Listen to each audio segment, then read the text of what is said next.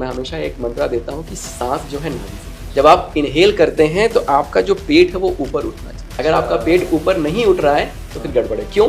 कि आपके घर की एनर्जी जो है वो क्लॉकवाइज होनी चाहिए। अगर घर में ऊर्जा क्लॉकवाइज फ्लो कर रही है तो आपका घर वास्तु सम्मत है। ये पता कैसे चलेगा? बताऊंगा, और कैसे उसको इस्टेब्लिश करना मैं वो भी बताऊंगा। तो बेडरूम में राधा रानी की तस्वीर नहीं होनी चाहिए, शीशा नहीं होना चाहिए, तो ये आप बता। अच्छा, होता क्या है जब क्लॉकवाइज। आज हमारे साथ हैं वास्तु एक्सपर्ट मनीष मोर्रे जी। नमस्कार सर सभी का। Thank you. तो सबसे पहले तो सर सीधा यूएस से आए हैं क्योंकि वहाँ पे ये इंजीनियर हैं और ये एक अलग सा कॉम्बिनेशन आपने बनाया है टेक्नोलॉजी का और इस वास्तु शास्त्र का, तो थोड़ा सा ये अलग है। तो ये कॉम्बिनेशन कैसे बना आपकी लाइफ में? सबसे पहले तो उस पर बात करते हैं। शुरुआत वैसे तो न्यूमरोलॉजी से हुई, ठीक है। सबके लाइफ में कहीं ना कहीं एक ऐसा पैच आता है जहाँ पे आपको लगता है कि चीज़ें जिस डायरेक्शन में जानी चाहिए नहीं जा रही हैं, उस स्पीड से नहीं जा रही हैं। तो न्यूमरोलॉजी को पकड़ा और वहाँ से सॉल्यूशन निकालना शुरू किया और निकली भी सॉल्यूशन, ठीक है। फिर धीरे धीरे, लेकिन उसके बाद भी ना जो एक कहते हैं ना कि हैप्पीनेस, ट्रू हैप्पीनेस, कि अच्छा ठीक है अब ये हो गया, अब इसके बाद क्या, इसके बाद क्या, ये चीज़ लगी हुई थी कि मन में वो एक संतुष्टि नहीं आ रही थी। तो फिर जो है क्रिया योग में इनिशिएशन लिया। मेरे गुरु हैं परमहंस योगानंद जी, उनकी किताब है ऑटोबायोग्राफी ऑफ योगी, उससे एक इंस्पिरेशन मिला। उसमें ना एक कंसेप्ट है, कंसेप्ट ऑफ मैग्नेटिज्म करके। और जब मैंने क्रिया योग में इनिशिएशन लिया तो वहाँ से चीज़ें बदलनी शुरू हो गई। अच्छा, जितने भी ये हमारे ऑकल्ट साइंसेस है, जो भी वैदिक विजडम है ना, ये पता है इनका एक ही थीम है और एक ही चीज़ पे वो बार बार फोकस करते हैं कि आपको अपनी चेतना को जगाना है। ठीक, अगर आप अपनी चेतना को, अगर अपने कॉन्शियसनेस को अगर आप जगा पाते हैं, जैसे हम नहीं पढ़ते हैं माइंडफुलनेस की किताबें भी पढ़ते हैं, तो उसमें क्या रहता है कि भाई प्रेजेंट में रहो, आप प्रेजेंट में रहोगे तो खुश रहोगे। तो हमारे यहाँ क्या है कि मोक्ष को सबसे बड़ा माना गया है, और मोक्ष आपको तभी मिलेगी जब आपकी चेतना जागृत होते होते होते होते शिव तक पहुंचेगी। अगर आप शिव तक पहुंच गए तो आपको मोक्ष मिल जाएगा। तो चाहे वास्तु, न्यूमरोलॉजी, एस्ट्रोलॉजी, सौर विज्ञान या जितनी भी कोई भी आप साइंस की बात कर लीजिए, उनको हमने क्या किया, बहुत लिमिटेड कर दिया है कि हम सॉल्यूशन ले लेंगे, हमें थोड़े पैसे का लाभ मिल जाएगा, ये लाभ मिल जाएगा, लेकिन वो तो मिलेगा ही मिलेगा, वो बाई प्रोडक्ट है। लेकिन उसके ऊपर क्या मैं एक खुशहाल जीवन जी रहा हूँ? क्या अगर मेरे पड़ोसी ने बड़ी गाड़ी खरीद ली तो मेरे दिल में बिल्कुल भी कसक नहीं आई? अगर ऐसा हो रहा है तो फिर इन विज्ञान का आप सही डायरेक्शन में यूज कर रहे हैं। अगर नहीं तो अभी आप लिमिटेड है और लिमिटेड ही यूज कर रहे हैं। बिल्कुल। तो आपने शुरुआत की न्यूमरोलॉजी से, तो उसके बाद आपका जो शिफ्ट हुआ वो वास्तु पे कैसे हुआ और ये जर्नी आपकी कैसी रही और कैसे स्वर विज्ञान हमारी लाइफ में इंपॉर्टेंस रखता है? ठीक है, ठीक है। देखिए, तो वास्तु की बात करते हैं। तो जैसे जब मैंने कंसेप्ट ऑफ मैग्नेटिज्म पढ़ा तो उससे मुझे एक चीज़ समझ में आई कि जैसे क्या होता है ना कि एक सिंपल सा मैं आपको स्ट्रक्चर बताता हूँ अपने शरीर का, कि हमारे शरीर में 7 चक्रास हैं और 3 इंपॉर्टेंट नाड़ियाँ हैं, ईड़ा, पिंगला और सुषुम्ना। ठीक है। तो क्या होता है कि बेस जो हमारा, जहाँ पे रीढ़ की हड्डी खत्म होती है, वहाँ से 3 नाड़ियाँ निकलती हैं और वो क्रिस क्रॉस करके एक दूसरे को, और बीच से एक नाड़ी जाती है। जहाँ जहाँ वो क्रिस क्रॉस करते हैं वहाँ पे एक चक्रा का फॉर्मेशन होता है। अच्छा। तो शरीर में ऐसे टोटल 6 चक्रा यहाँ तक बनते हैं। यहाँ पे ईड़ा पिंगला रुक जाती है और यहाँ के ऊपर, शरीर के मतलब सर के भी ऊपर एक 7वां चक्र होता है, सहस्त्रार चक्र। वहाँ पे सिर्फ और सिर्फ आपका सुषुम्ना नाड़ी जाती है। ठीक है। तो क्या होता है कि अब ये जो 7 चक्रास हैं, जब आप पैदा होते हैं तो शिव जो है आपके यहाँ बैठ जाते हैं, शक्ति जो है आपके मूलाधार चक्रा पे बैठती है, और मेडुला ऑब्लंगाटा से आप यूनिवर्सल एनर्जी महाशक्ति से कनेक्टेड होते हैं। तो अब क्या होता है, जब आप इनहेल करते हैं ना, तो ये जो ऊर्जा है मूलाधार पे, ये क्या करते हैं, आप जितना आपने अच्छे से इनहेल किया, आपके यहाँ से प्राण ऊर्जा अंदर जाती है। पंचवायु करके एक कंसेप्ट है, उसको हम मतलब डेविएट हो जाएगा डिस्कशन से, लेकिन क्या होगा कि प्राण ऊर्जा अंदर जाती है, मूलाधार पे जो हमारी खुद की शक्ति बैठी है उनको उठाती है और शिव से मिलाती है। अब ये एक इलेक्ट्रिसिटी जो है फ्लो करना शुरू हो गया। जब आप इनहेल करते हैं ये ऊपर जाती है, जब एक्सहेल करते हैं तो ये नीचे जाती है। जो ये इलेक्ट्रिसिटी फ्लो कर रही है, तो किसी भी वायर में अगर इलेक्ट्रिसिटी फ्लो करता है तो वो क्या होता है, इलेक्ट्रोमैग्नेटिक फील्ड। ठीक। तो हमारे शरीर के चारों तरफ ना एक ऑरा होता है, आपने देखा होगा, जो सिद्ध गुरु होते हैं या किसी भगवान की फोटो में देखते तो पीछे एक ऑरा बना के दिखाते हैं ना। तो ये जो ऑरा है यही हमारा मैग्नेटिज्म है। अब जितना अच्छा ये यूनियन हो रहा है, जितने अच्छे से ये इलेक्ट्रिसिटी फ्लो कर रही है, आपका ऑरा उतना स्ट्रांग है, आप उतने हायर फ्रीक्वेंसी पे वाइब्रेट कर रहे हैं। यूनिवर्स में जितनी भी अच्छी चीजें हैं वो हायर फ्रिक्वेंसी पे वाइब्रेट करती हैं, उनको आप अट्रैक्ट करने लगेंगे। अगर आपका ऑरा वीक कैसे होगा? जब ये इलेक्ट्रिसिटी नहीं फ्लो करेगी, जो शक्ति मूलाधार पे बैठी है वो उठ के ऊपर ही ना आए। अब इलेक्ट्रिसिटी नहीं फ्लो कर रही है, अब क्या होगा कि आपका मैग्नेटिज्म वीक होता जाएगा, आप स्ट्रेस में रहेंगे। अच्छा, वीक हो गया फिर भी ठीक है, लेकिन जो बना हुआ था मैग्नेटिज्म शरीर, अभी आप अगर स्ट्रेस में हैं तो बॉडी क्या करता है, उसको एनर्जी चाहिए ना कहीं से उस स्ट्रेस के लिए भी, तो जो एग्जिस्टिंग मैग्नेटिज्म है उसको यूटिलाइज करना शुरू कर। धीरे धीरे आपका मैग्नेटिज्म बिल्कुल डिप्लीट हो गया। अब क्या हुआ, आप बहुत लो फ्रीक्वेंसी पे वाइब्रेट कर रहे हैं, जो एक प्रोटेक्शन था वो भी चला गया। यूनिवर्स में जितनी भी बैड एनर्जीज हैं वो आपके साथ आनी शुरू हो जाती हैं और फिर आपके जीवन में और फेलियर्स और ये चीज़ें आ रही। अब देखिए, ये अंडरलाइंग प्रिंसिपल है, ठीक। सफलता का और कोई दूसरा सिद्धांत है ही नहीं।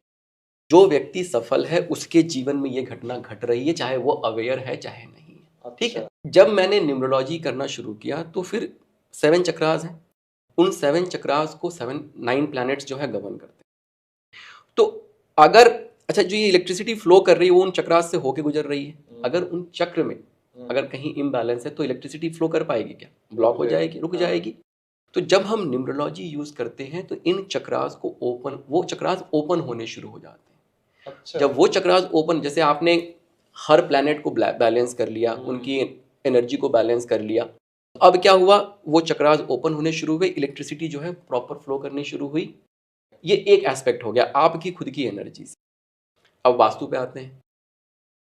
घर के अंदर भी जो है, अभी हम आगे बात करेंगे कि कैसे घर, देखिए वास्तु का सिंपल सा मतलब है कि आपके घर की एनर्जी जो है वो क्लॉकवाइज होनी चाहिए। अच्छा। ठीक, अगर घर में ऊर्जा क्लॉकवाइज फ्लो कर रही है तो आपका घर वास्तु सम्मत है, भले कितने भी वास्तु दोष, डजंट मैटर। ये पता कैसे चलेगा? मैं बताऊंगा, और कैसे उसको इस्टेब्लिश करना मैं वो भी बताऊंगा।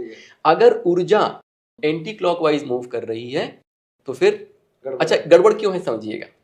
जो ऊर्जा जब क्लॉकवाइज मूव करती है ना, देखिए पृथ्वी कैसा है, वास्तु साइंटिफिक क्यों, मैं पहले ये भी एक्सप्लेन कर देता। नॉर्थ एंड साउथ एक्सिस पे हमारा अर्थ जो है वो रोटेट कर रहा है, ठीक है, क्लॉकवाइज। अच्छा, ठीक। तो अब एक संवेग करके सिद्धांत पढ़ा होगा मैथमेटिक्स में, है ना, मोमेंटम जिसको हम कहते हैं, राइट। तो किसी भी चीज में अगर स्पीड है और वेट है तो उसमें एक मोमेंटम आता है, ठीक।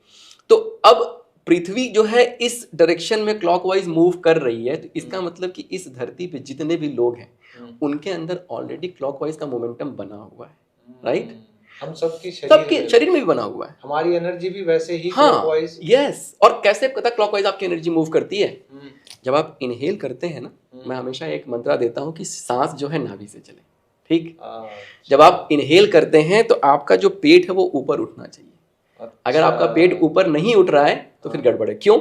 जब आप इनहेल करते हैं पेट ऊपर गया, ये हवा ऐसे गई, फिर ऐसे यहां से टर्न होके वापस ऊपर आती है, ये क्लॉकवाइज मूवमेंट क्रिएट हुआ। तो आप अपने शरीर में ब्रेथ के माध्यम से वो क्लॉकवाइज मूवमेंट मेंटेन कर रहे हैं और उसमें फिर वो एनर्जी ऊपर उठती है, बाकी की चीजें जो मैंने एक्सप्लेन की वो होता है। तो ये जो आपने चीज बताई है सर, ये इतनी माइन्यूट डिटेल वाली चीज है कि जब मेडिटेशन करते हैं ना लोग, तो हमेशा कंफ्यूज रहते हैं कि लंग से हम सांस लें या पेट से? पेट से। अच्छा। अगर शुरू में दिक्कत होगी, जब आप अगर इसको इम्प्लीमेंट करना चाहेंगे, भाई सालों की प्रैक्टिस है यहाँ वाली, लेकिन एक बार अगर आपने ये करना शुरू कर दिया तो यहाँ देखिए, यहाँ से क्या होता है ना, 72,000 नाड़ियाँ हमारे शरीर में पूरी तरह फैली होती हैं। 72,000 नाड़ियाँ, हाँ। हमारा जो ये नेवल है, ठीक है, ये हमारा मणिपुर चक्र है, यहाँ पे ब्रह्म स्थान इसको हम कह सकते हैं।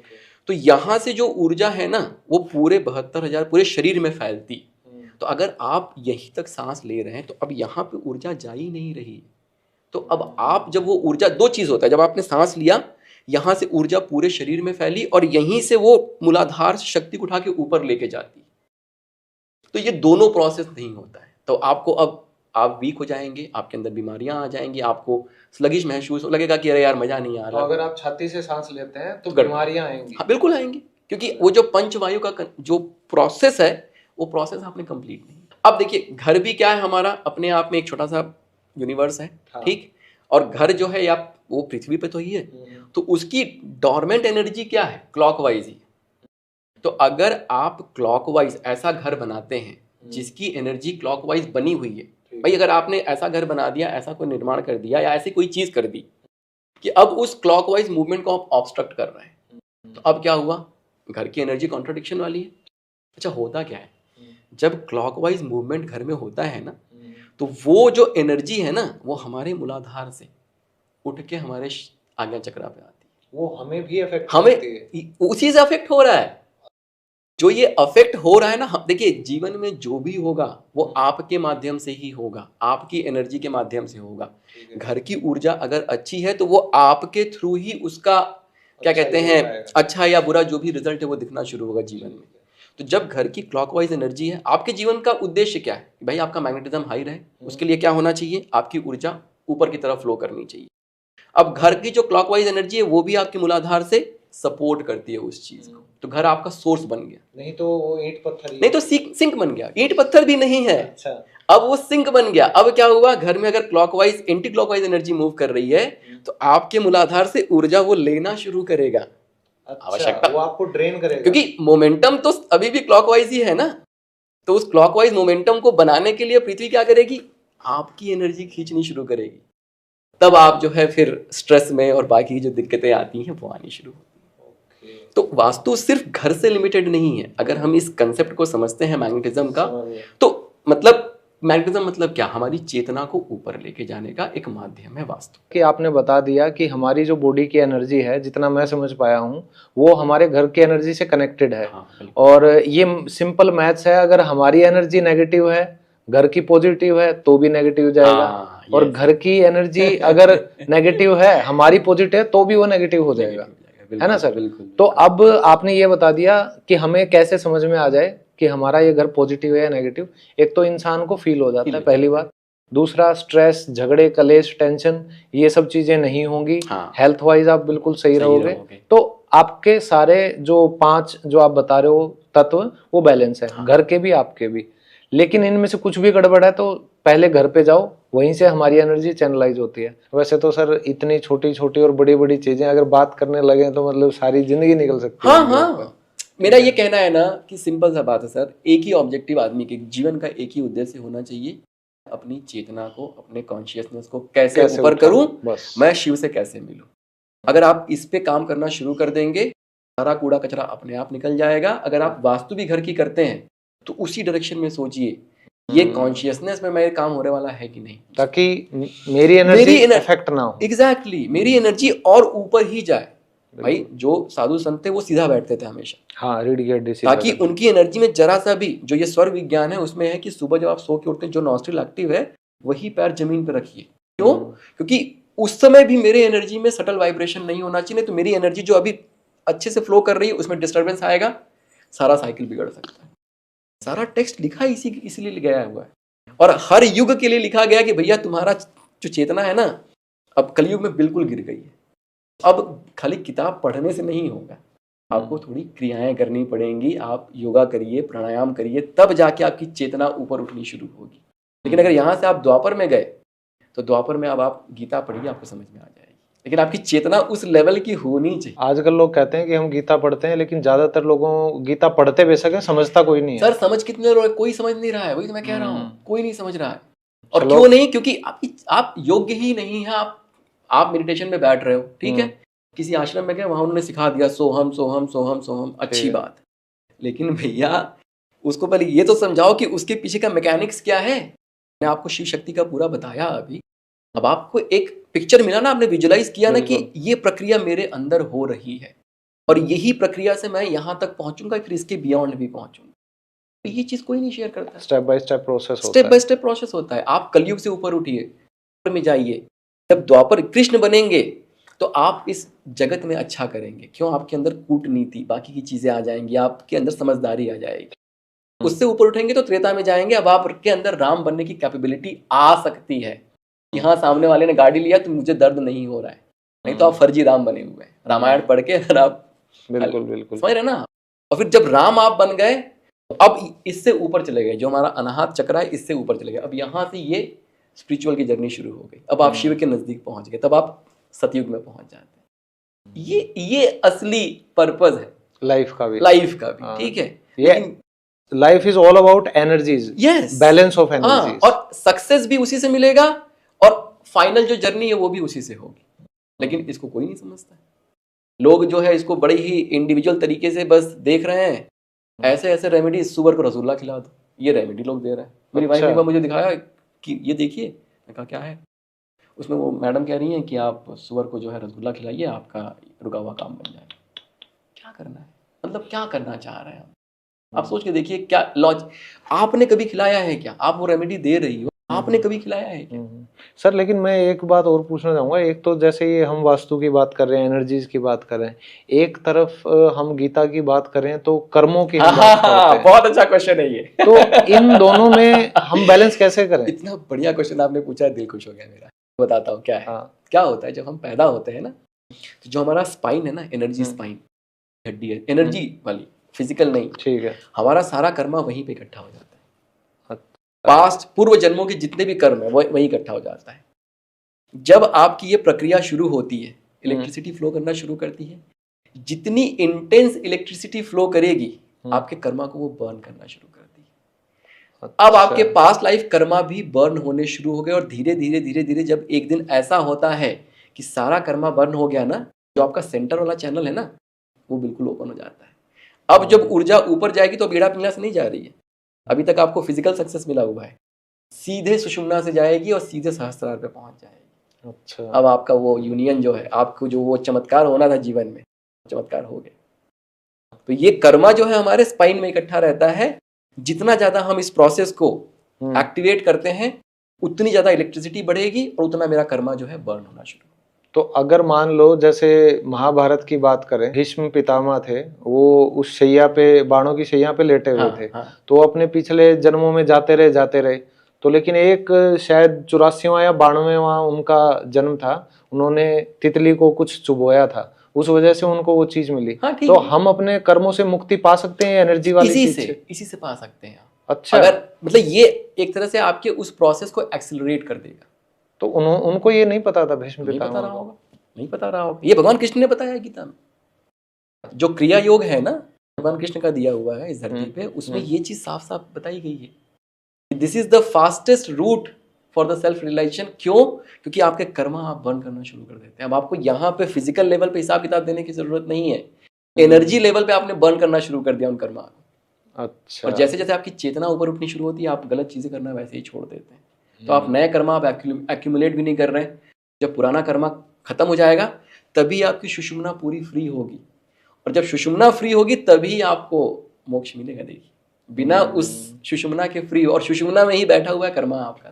एक सवाल हो रहा है छोटा सा, क्योंकि ये धार्मिक चर्चा चल पड़ी है वास्तु से घूम के। तो जब हम ना अपने आप को देखते हैं, जैसे, तो हम मल्टीवर्स में भी बिलीव करते हैं। ठीक है, कि जैसा आज आप और मैं यहाँ बात कर रहे हैं, ऐसा ही हम पता नहीं कितनी बार कर चुके होंगे। बिल्कुल। तो अगर मान लो आपकी सोल की जो जर्नी है, आपकी सुषुम्ना से सीधा आपको मोक्ष मिल जाता है, एनर्जी चैनलाइज हो जाती है, तो फिर क्या आपका वो अपीयरेंस जो है मल्टीवर्स में वो भी खत्म हो जाएगा धीरे धीरे? इसमें क्या होता है कि जब ये घटना घटती है ना, तो आपकी एनर्जी बॉडी आपके फिजिकल बॉडी से थोड़ी सी शिफ्ट हो जाती है। ठीक, जिस दिन ये घटना घट गई, शिफ्ट हो गई, अब वापस जाना पॉसिबल नहीं है आपके लिए। अब आपको अपने बच्चे से वो वाला प्यार नहीं रह जाएगा। आप अब डिवाइन सोर्स से कनेक्टेड हो गए। वो जो आनंद की, जैसे भगवान बुद्ध ने घर छोड़ा ना, उनके लिए घर छोड़ना एकदम आसान था। क्यों? क्योंकि अब उनके अंदर वो घटना घट चुकी थी। ठीक है, उनके अंदर वो मोह बचा ही नहीं था। तो जब हम ये करते हैं तो अब ये हो गया। अब इसके बाद now you are one with God. अब ये आपके ऊपर है कि आप शरीर कब छोड़ना चाहते हैं। Now you can decide. अब आप किसी के अधीन नहीं हैं। आप चाहे तो आज शरीर छोड़ दीजिए, आप निकल जाइए। आप चाहे तो कंटिन्यू करिए इस धरती पे, ताकि आप और लोगों को हेल्प कर सकें। It is up. और एक बार ये हुआ तो फिर अब आपका वो चक्कर खत्म हो गया। You are not coming back anymore. You are not coming back anymore. खत्म।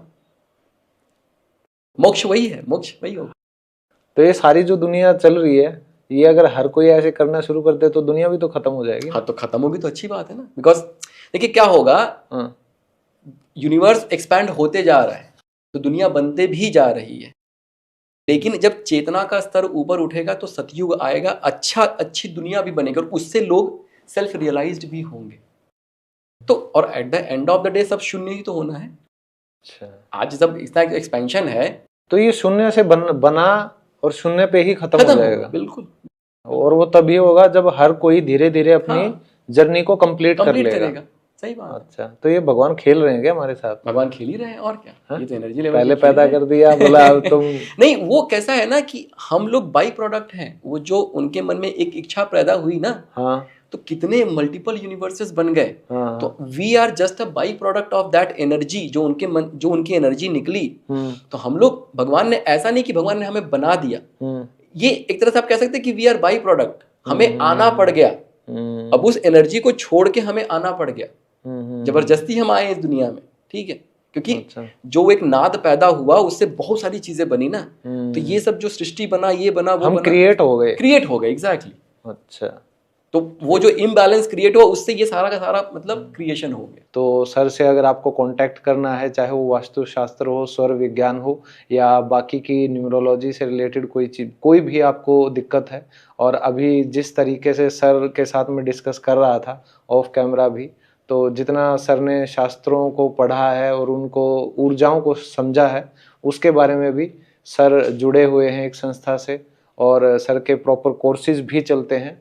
उन सभी के लिए मैं डिटेल्स आप सभी को वीडियो की डिस्क्रिप्शन में दे रहा हूं, तो सर से कांटेक्ट कीजिए। मुझे तो बड़ा मजा आया सर आज के पॉडकास्ट में। ग्रेट। और उम्मीद करता हूं दुनिया को भी, सभी ऑडियंस को कुछ ना कुछ जरूर इसमें से सीखने को मिलेगा, और अपनी लाइफ में कुछ वो पॉजिटिव चेंज ला पाएंगे। ये सबसे इम्पोर्टेंट है। तो बहुत शुक्रिया sir, thank you so much Randhir ji बुलाने के लिए। I think yes, discussion was great. मैं बहुत, आई एम वेरी हैप्पी। तो सर एक बच्चे की तरह बहुत एक्साइटेड लग रहे थे कि मैं ये भी बता दूं, ये भी बता दूं। जहां लोग मतलब इसको सिर्फ अपने कोर्सेज में सेल करने की सोचते हैं चीज़ों को, कि मैं सर ये नहीं बताऊंगा, क्योंकि मेरे पॉडकास्ट पे और भी लोग आते हैं कि ये चीज़ें मैं डिस्कस नहीं करूंगा, ये तो मैं कोर्स में बताता हूँ। तो वो चीज़ मुझे सर से नहीं देखने को मिली, और ये बड़ा अच्छा लगा। तो सर बहुत बहुत शुक्रिया आने के लिए और नॉलेज शेयर करने के लिए। Thank you so much.